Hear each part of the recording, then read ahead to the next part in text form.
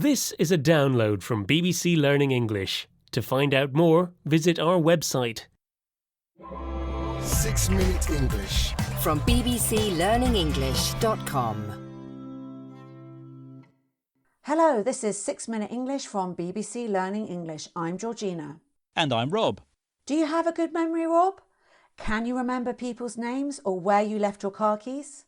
Well, I can remember people's faces, but I have a terrible memory for names. And sometimes I'll be eagerly reading a book, but then a week later, I can't remember a single thing about it. Well, you're not alone. Many people find it hard to remember things they've read or learned, while other sometimes useless information sticks with them. In this programme, we'll be finding out why we forget the things we've learned, whether that's someone's name, a word in English, or where you put your wallet. But first, let me ask you my quiz question, Rob, before I forget. You and I might struggle to remember someone's phone number, but Chinese student Chao Lu has a record-breaking memory.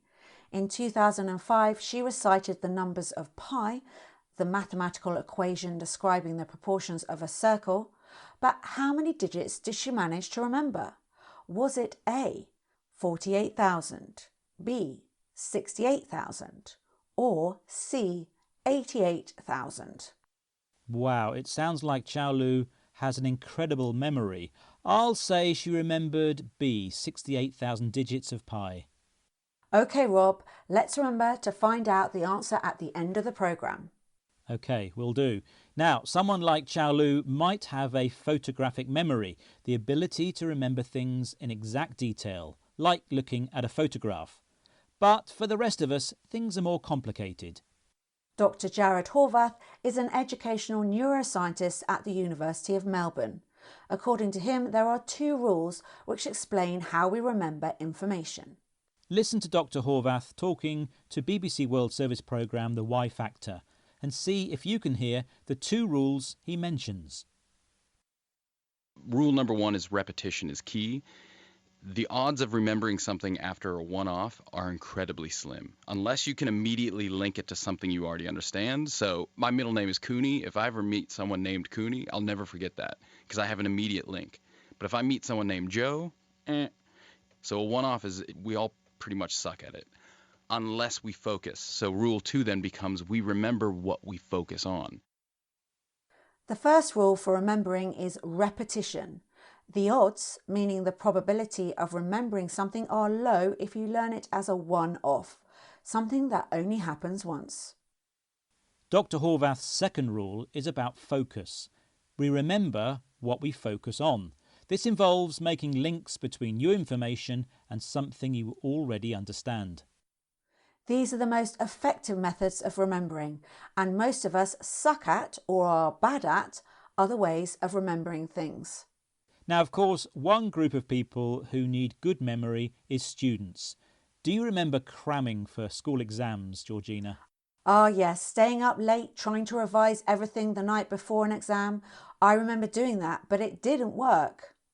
Yes, Dr. Horvath's research found that students who cram for tests forget around 90% of what they studied within 72 hours.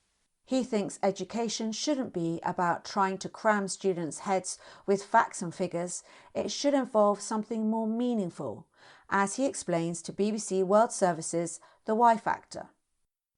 And the thing that I like about education is it's really moving from a model of just memorize as much as you can into what we now call deep learning, which is instead of giving you 100 things and I just need to know that you can remember them, I'm going to give you 10 things, and instead of just being able to remember them, I want you to be able to describe it deeply and come up with new ways of looking at it.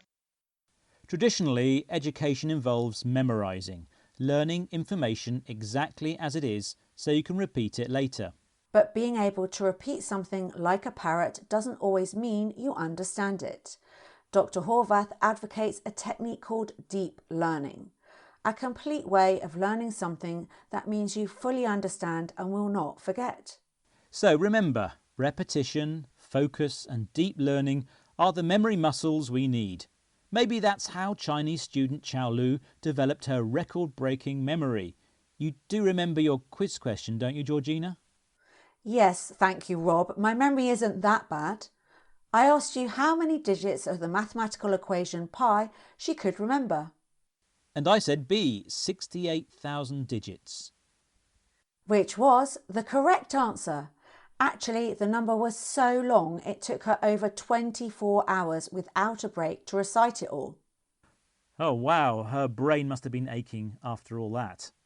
OK, let's recap the vocabulary from this programme, starting with a photographic memory, which is the ability to remember things in exact detail, like looking at a photograph. The odds of something happening mean the chances that it will happen. A one-off is something that only happens once. To suck at something is an informal way to say be bad at doing something. It's more common in American English. If you memorise something, you learn it exactly so that you can repeat it later. And finally, deep learning describes a complete way of learning something so that you fully understand it and will not forget it. OK, well that's all from us, but don't forget to join us again soon for more trending topics and top tips to help you remember useful and everyday English vocabulary. Bye for now. Bye. 6 Minute English from the BBC.